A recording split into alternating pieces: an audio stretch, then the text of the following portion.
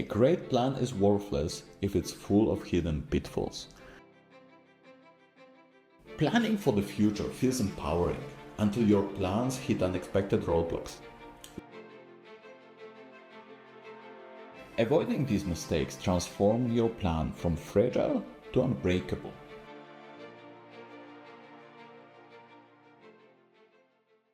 A great plan is worthless if it's full of hidden pitfalls.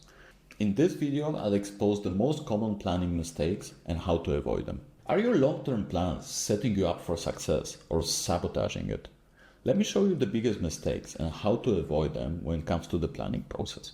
Planning for the future feels empowering until your plans hit unexpected roadblocks.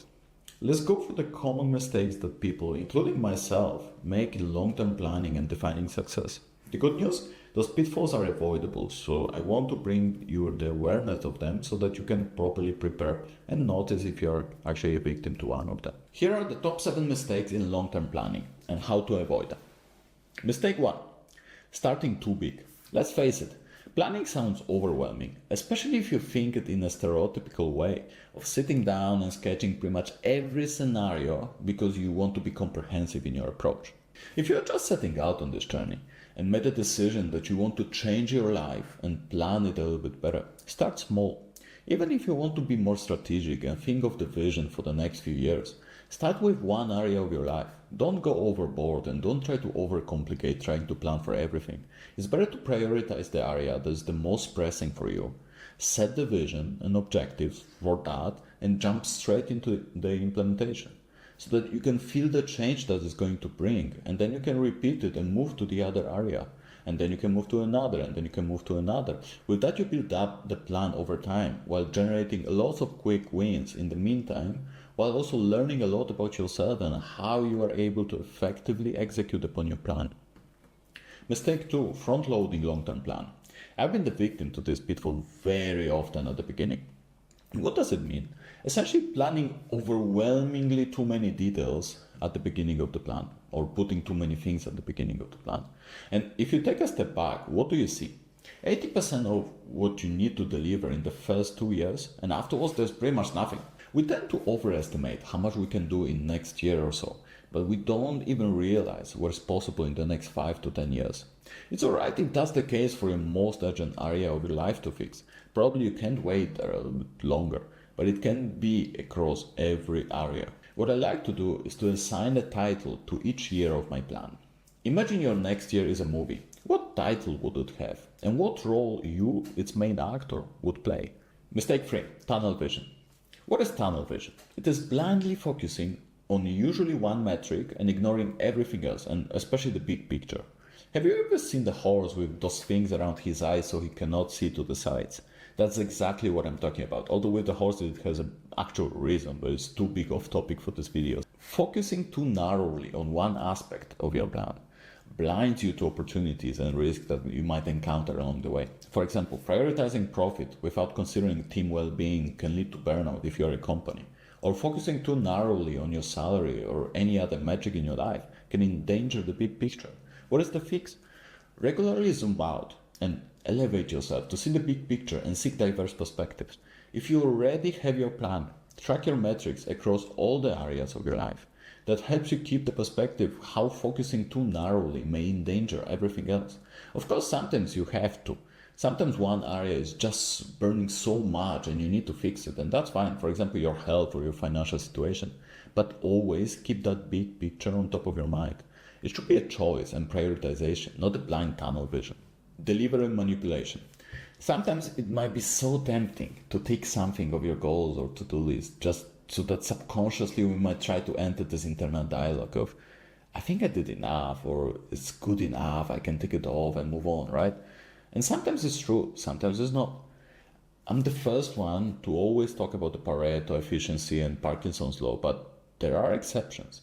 Don't fall into this trap. Always focus on the intended outcome. Sometimes the action you take is wrong, and taking it off won't get you anything. But then you will feel that although you achieved your goals, you still didn't achieve what you intended to do.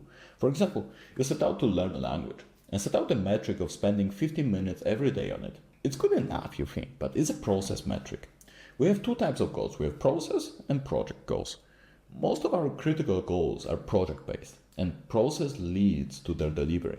If you set a metric you track on the process without having any other metric to balance the outcome, you run the risk that you are not achieving what you intended. For example, it might be better to set out the additional metric to your language lesson, like ability to hold a 10-minute conversation or certain certification level passed.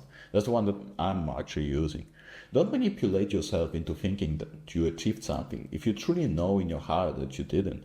Always remember about the intended result, and when you tick off the actions, think if there is anything else that you need to do to achieve your goal or if that's enough. Mistake 5, lack of adaptability. Life changes, and so should your plan. Sticking rigidly to failing strategy wastes time and energy. Building flexibility into your plan by creating contingency steps for potential obstacles really help you down the road. I'm talking not only about the buffer time or empty slots in your calendar, but an actual system of review your goals and tweaking them as life or your situation changes. It can be as simple as monthly or quarterly reviews, sometimes even more often. Don't change your goals just because you feel like it, of course, but do it if there is a significant change in the situation comparing to the moment that you set them. Mistake 6, ignoring milestones.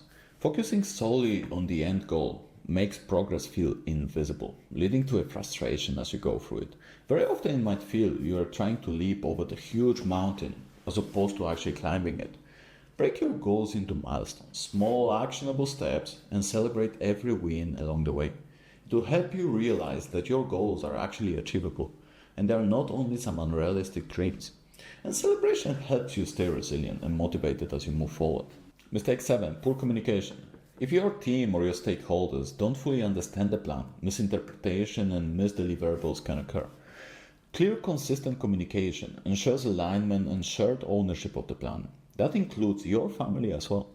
If your goal is to become an executive or you want to live in a different country, probably you should talk it over with some people that are close to you. For one reason, to feel that you are held accountable, but also to make sure that you are aligned on the goals with anyone else in your life.